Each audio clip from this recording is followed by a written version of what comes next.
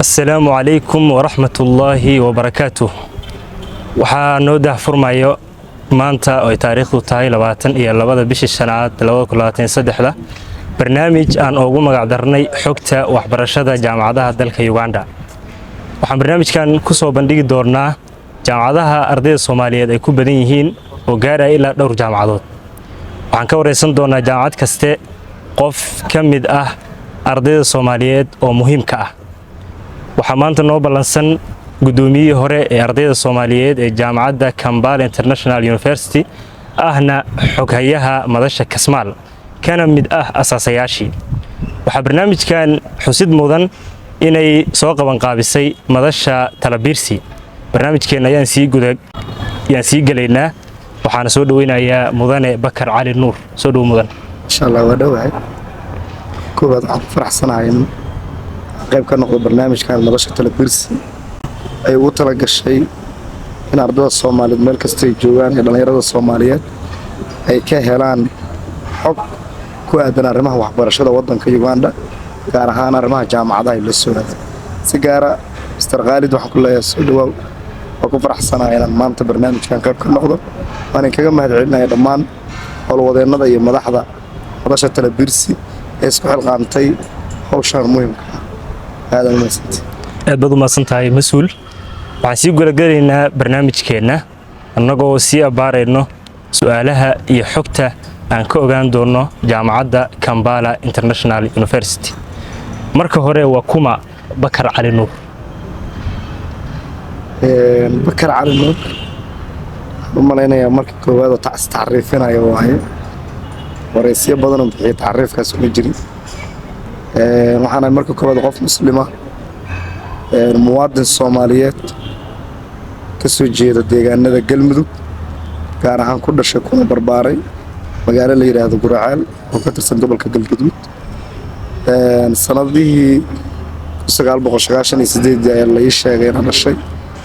xilliga oo ay xilli barwaaqo oo deertii biyo badan ay Soomaalidu u taqaano. alxamdulilaahi rabbil caalamiin dugsiga Quraanka Kariimka ayaan ku soo qaatay. dugsiga hoose dhax saran ayaan ku qaatay ilaa heer waxbarasho jaamacadeedna magaaladan Kampala ayaan ku qaatay waddanka Uganda. jiraan wadamo badan iyo deegaano badan oo kala duwan oo soo noolaaday hayaan waxbarasho ay geeyeen qaybo ka mid waxbarashadayda nolol caadiyan qaarkood aan ku soo noolaa si caadiyan aan u tagay. runtii waxaan ka mid ahay dhalinyarada waddanka Uganda wax ku baratay gaar ahaan magaaladan Kampala ee caasimadda waddanka Uganda si gaara jaamacadda KIU ama Kampala International University. waxaan ku dhameeyay heerka koobaad ee jaamacadda kulliyadda Public Administration-ka. heerka labaad oo masterkana waxaan hadda ka wadaa isla jaamacadda Kampala International University. Master Conflict Resolution Peace Building ayaan hadda ka diyaariyaa. nin dhalinyaro ah dalkiisa dadkiisana jecelaanahay. si kalena haddii loo dhigo nin nolosha xorownimo ku soo qaatay dhanka xartana ah ayaanahay oo runtii ku faana inaan ka mid ahay daalabu cilmigii arrimaha xarta iyo ku soo dhex koray. nin hadda iska maaragtay dhankaas hadda xumaan gaar aan lagu tuhmayna waanahay. Bakar Cali hadda nin siyaasiya oo xilal soo qabtayoo xilal laga wareysanayo taariikhdiisa guudna ma ahan laakiin nin activitista dhalinyaradana ka soo shaqeeyay in badan howlaha bulshada rayidka ah ayaanahay.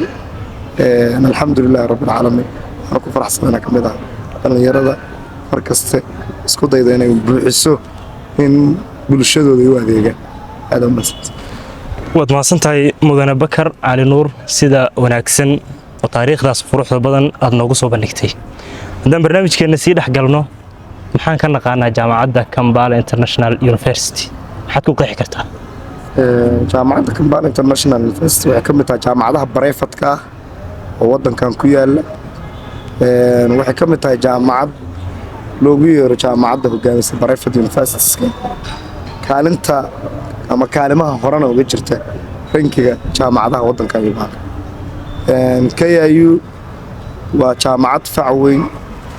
2001 ayaa la sameeyay charteredkana waxay heshay 2009kii waxay xarumo kala duwan ku leedahay Tanzania oo Dar es Salaam ay ku leedahay wadanka Uganda laba meelood uga leedahay waa caasimadda Kampala main campus-ki ah iyo magaasha la yiraahdo Shaka ay ku leedahay Western campus wax loo yaqaan marka KIU sida guud waa jaamacad barayfada oo gaar loo leeyahay haddana waa jaamacad u taagan inay markasta buuxdo waxyaabo u baahan ardayda Afrikaanka waana jaamacad caalami ah oo dad kala duwan qowmiyado kala duwan oo dunida ka tirsan waan Afrikaan ahayn wax ka bartaan saaxiibada jaamacadda dhigtay Aasiyaana ku jira waxa ku jira Carab waxa ku jira Afrikaan kala duwan oo meel kala duwan ka timid dadka soo professorada ka ahna iyo macallimiinta ka ahna intaas ka kooban in ka badan European hatta ku jiraan iyo American macallimiinteeda iyo dadkeeda iyo maamulka ayaan waxay u badan dad wadamada horumaray Western-ka wax ku soo bartay KIU waxay tahay jaamacad runtii aad u baaxad weyn hadday tahay dhanka kulliyadaha waaweyn ee dadku aad u daneeyaan ama caafimaadka ha noqoto ama engineering ha noqoto ama loogu ha noqoto ama kulliyadkan artiska iyo science-ka iyo waxyaabaha social-ka u badan dhammaan KIU Western campus-ka iyo main campus-ka waxaan isleeyahay waxa lagu bixiyaa kulliyadaha ugu badan ee maanta ardayda Afrikaanka ah oo Soomaaliya ka yimaadaan ama wadamo kale Afrikaan ka yimaadaan dadka ugu badan kulliyadaha ay danayaan ay bixisaan waana jaamacadda kaliya oo ugu masarka ballaaran markii masarka laga hadlayo oo jaamacadaha qaar waxa laga yaabaa wadankan ku yaala inay masarkeedu koobay oo masarkeedu aad u yar yahay marka jaamacadda KIU waxay uga bedelantaa jaamacadaha kale kulliyadka masarka ay bixiso ama science ha noqoto ama arts ka noqoto kale waa aad u ballaaran oo qofku waxa laga yaabaa inuu ka haqabtiri karto baahida u baahan marka jaamacadaas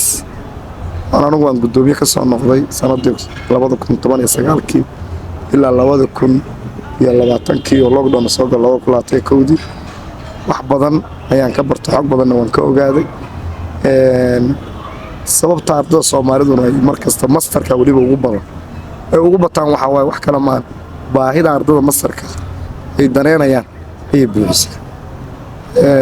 waa laga yaabaa main campus-ka inay ku yaryihiin laakiin Western-ka oo dadka caafimaadka u badan engineering-ka u badan xageeyada kulliyadkaas oo dhan laakiin filiyadan kale oo arts badana xagaana lagu qaataa main campus marka jaamacadda KIU si guud u dhaho waa meel ama goob akadeemiyadeed oo baaxad weyn soona saartay jiilal badan oo wadankan Afrika oo aragtay wadamada Afrika iyo wadankan aan ku noolnahay Uganda iyo maanta dad badan oo Soomaaliya madax ka ama dawladda ku jira ama hay'adaha ku jira kala duwan ama maaragtay private sector-ka ku jira dadka social-ka oo dhan waxa laga yaabaa macluumaadkooda inay KIU ay ka baxeen jaamacad fac weyn oo akadeemiyada oo dad badan soo saar inay tahay misaay haddaan xogteeda si kooban u bixiyana waa jaamacad ka mid ah jaamacadaha wadanka Uganda ka mid ah membership-ka jaamacadaha Afrika ka mid ah membership-ka jaamacadaha East Africa ka mid ah jaamacadaha xubnaha ka jaamacadaha wadankan ku yaal marka jaamacad caalamiyan ah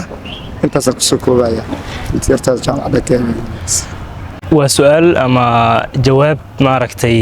xaqiiqatan ardayda Soomaaliyeed ee imaan doonta hadda kadib jaamacadda KIU ayagoo faham fiican ka haysto ay soo xaadir doonaan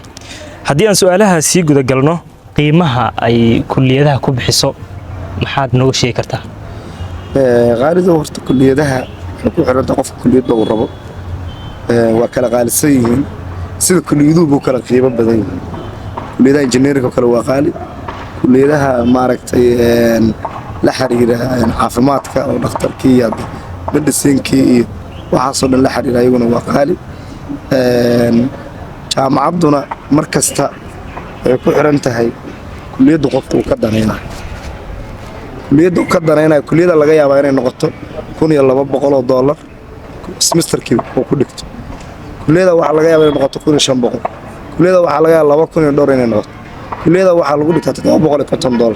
kulliyada waxaa lagu dhigtaa $900 baajkii masterkuna markasta marka masterka raqiis oo baajku waxaad moodaa xogaa inuu xanuun anaga bachelor aan ku diyaariyay ciidan public administration-ka facultigaasaan ka wadaa $900 baa semester bixin jira. dadka kale oo kulliyadaha facultigaasana ila samaynayo humanitiska dhan noocaasi ah. marka laakiin hadda alxamdulillah jaamacaddu haddaad aragteen sanadkii ugu dambeeyey intake Agosto iyo April iyo January waxay qaadatay ardadii ugu badneed ee jaamacadda sanadna intii jirtay lahayd. Soomaalidu kuma sii jirto waayo waxay bixisay percentage scholarship oo 50%. marka saasi lambar xadidan oo waxa ka wada tiro badan oo aad u badan oo Soomaaliya ugu soo biireen 50% maadaama kulliyadda aad qaadan jirtay tusaale waxyaabaha IR-ka, human rights-ka, conflict resolution-ka $750 qofka bixin jira ama project-tiga. laakiin hadda wuxuu bixinayaa $375. marka percentage fiican loo sameeyay jaamacaddan u samaysay waan ardada masterka kaliya waxaan ku timid codsiyo badan iyo wax badan oo loo gudbiyo. marka waan uga mahadcelinaynaa inay fursadaas dahabiga ay dhammaan ardadaas ay siisa gaar ahaan ardada Soomaaliyeed. runtii farxad gaar ah noo tahay nambarka ugu badan ee hadda dhigta jaamacadda masterka inaan anagu noqono Soomaaliya hadda. marka jaamacadda inaheedo dhan waa intaas qofkuna wuxuu ka heli karaa xogteeda iyo qiimaheeda website-ka jaamacadda iyo page-ka jaamacadda media waxaysiintu u saaran. marka xogteeda kooban waa intaas. ma santahay mudane haddaan sii gudagalno su'aalaha fakaltiyaasha ama kulliyadaha ay jaamacadda bixiso sanadaha ay gaarayaan kuwa ugu badan kuwa ugu yar intay ku aruurayaan hadaad noo sheegto meeqay gaarayaan. horta qofka heerka koobaad diyaarinaya waxaa laga rabaa hadduusan wadan waddankan wax ku baran wuxuu soo qaadanaya waxa la yidhaahdo foundation ama access program. marka qofka diyaarinaya heerka koobaad ee jaamacadda halkaas sano markuu jaamacadda soo qaato waxaa u bilaabanaysa kulliyadiisii saxda ah hadduu ku biiray ama jaamacad kale u bedelanayo. kulliyaadka kala duwan marka medicine-ka kala 5 sano ay noqonayaan, engineering oo kala 4 sano, kulliyaadkan kale public admin-ka, development studies-ka iyo project-ka iyo economics-ka sida caadiga ah 3 sano ay qofka ku qaadanaya. waa wixii heerka koobaad. kulliyadii 5 sano 7 sano ah ama lowga ama medicine ama engineering-ka waa wax ayagana formula oo loo wada yaqaan oo wax hadda big difference oo u dhaxeeya Soomaaliya iyaga ku jirto. Soomaaliya halka shay uga bedelan tahay meeshan waa jaamacadda heerka koobaad. ardaygu markuu bilaabay meeshii uu jaamacadda hore uga bilaabay Soomaaliya markaad joogto ma bilaabayo ardayga international oo dhan waa Soomaalida kaliya ma international students oo dhan ayaa waxay marayaan procedure-kaas halka sano foundation-ka ama access program loo yaqaan. qolooyinka qaarna heega loo yaqaan ay maraya qofkaas markuu maro kadib waxa loo ogolaanayaa inuu sii wato waxbarashadiisa heerka. masterkuna sidii ku kala bedelan yihiin qaar 2 sano ku qaadataa ardayda qaar waxay ku qaadataa waxa la dhaho 3 sano qaar 4 sano 5 sano. kulliyadda qofku dhiganayo ee ku xirto sida kulliyadu kala baaxad weyn ku xiran. waxa kale oo jirta qofku masterka asoo 2 sano loogu talagalay masterka waxa ku dhex jira daraasaadka waxa la yiraahdaa buugga jaamacadda. buugga jaamacadda waxa laga yaabaa qofku marka inuu la dhigtoodo laba Soomaali caqabado badan ay buugga kala kulmo. qofku waxa laga yaabaa inuu professor kale oo ku soo aado xoogaa safaradiisu badan yihiin saxiixyadii qaar ugu xirmay. waxa laga yaabaa qofku in lagu soo celiyo hadba waayo qofku wuxuu bilaabay marka koobaad oo buugga sameynayo topic difaacanaya proposal-ku difaacanaya working progress waxa la yiraahdo difaacanaya kadibna FIFO difaacanaya asa jaamacaddeeda ka intaan ka ogahay. marka waqtiyadaas ay qofku ku qaadataa dadaalkeena ku xirta qofkii leesiya waxbarashadu waqtigii loogu talagalay standardka jaamacadda ugu talagashay inay dhaafto waa dhici kartaa. laakiin qofkii dadaala oo aan ritee ku soo laaban oo waxbarashadiisa hadduu master yahay hadduu degree yahay bachelor-ka uu yahay dadaalo ordo oo ku dadaalo waxbarashadiisa waqtiga loogu talagalay inuu la bixi karo. waa garanay mudane fakaltiga adiga aad ka baratay KIU si qofkii ku fikiraya kadib fahan uu ooga helo maxaa qeextaan oo noo qeexi kartaa. والله horta qofku kuliyadda hadda aniga aan baranayay political administrative laakiin faculty-gaygu waa public administration dadku wuxuu mala jireen wax markii lagu weydiinaa public admin aan markaa tiraadi nin siyaasadda inuu gala rabaa tahay wax sidaas ay badanaa perception-ka aaminsan yihiin laakiin anigu dhayda sidaas aan u aaminsanaa laakiin markaan dhex galay jaamacaddii bilaabay kuliyaddayda waa ka bedelay intaas private sector-ka sida loo maamulayo iyo public-ga intaba waa ku baranaysaa NGOs-ka sida loo maamulayo international-ka kuwa local-ka ahay dadku badan waxay ku leeyihiin waxaas waa theory oo xisaabaad kuma jiraan xisaabaadkiina ku jiraan by the way micro iyo macro iyo public financial wixii dhan waa qaadanaysaa waxaa laga yaabaa 36 maado inaad samaynaysa semesterkii 5 ama 7 ama 6 inaad samaynaysa semesteradaas aad samaynaysid waxaa laga yaabaa inay 3 maado inay ku tahay wax la yiraahdo code oo adiga gaar ku ah inta kalena ay tahay sharing oo qofku wadaaga meelaha lagu go'o lagu jabo marka sharing-ka ka mid waxaa laga yaabaa qofku inuu kuliyaddan uu ka aaminsanaa public administration inay theory tahay haddana markii uu public-gii bilaabo ay haddana economics-ki uu ku barbar soconaa oo semesterada u koowaad micro iyo macro economics-ki la laqsiinayo public financial la laqsiinayo accounting-ki qayb ka soo galayso AT-gi qayb ka soo galayso practical-ki la samaynayo oo AT-gi waxaa laga yaabaa marka inuu haystay markii hore oo kuliyaddanba ku doortay waa kuu fududahay theory oo badana sida ardayda Soomaalida qaarkood ay sameeyaan marka kuliyaddu laakiin taa waa ka baaxad weyneed fahamkii anugu markaa ka haystayna faham ka duwan ayaan ka helay alxamdulillahi rabbil caalamiin waxaan isleeyahay maantay waxbarasho jaamacadda qofku marba hadduu qalin iyo buug inta qaato u kala laho subaxii 2 saac subaxnimo galo ka soo baxay xiisad 3 saacadood xiisad dadku qaataan badan kadibna oo haddana xiisad kala galo waxaa laga yaabaa 2 saac subaxnimo galo ilaa 5 galabnimo inuu ka soo baxo waxaa laga yaabaa in 2 saac subaxnimo xiisad lahayd haddana maalinta kale oo bariya aad xiisad kala leedahay haddana waxaa laga yaabaa in maalinta 2 xiisad lahayd mid 5 galabnimo kugu qoran tahay midna subaxii aad ku qoran 3 season dadku wax bartaan 3 xilliga koobaad waxaa la yiraahdaa waa day students waa maalin la qofkaas 5 maalin oo 2 maalin oo sabtiga xadda waddankan ka ah laakiin anaga jimcaha khamiis xagga noo ahaan jirtay ayaa qofka ka soo harsan 5 maalin ayuu waadaya 5 maalin 3 maalin wax dhigataa laga yaabaa aad 2 maado maalin gashid maalin 3 maado gashid waxaa soo hartay wax la weekend students waa maalmaha fasaxa dadka kale yihiin ay ardaydaas u dhiganayaan weekend students marka waxaa laga yaabaa 7 maado ama 6 maado inaad midna 4 maalin qaadatid ama midna 3 maalin qaadatid saas labadaas maalin kaaga baxdo exam-ka kaatiska waa la kadaalig xogaa final-ka ka bedelan yihiin oo final exam-ka xogaa qofku waqti u xiraa laakiin kaatiska labada beri weekend-ga samaynaysa waxaa jirta qolo soo raacda oo la yiraahdo evening xilliga habeenkii wax bartaan evening-ka habeenkii qofku galaya wixii ka bilowda waxa ayagu evening time u yaqaanaan oo annaga 6 maqribna waan u naqaano halkaasuu ka bilaabanaya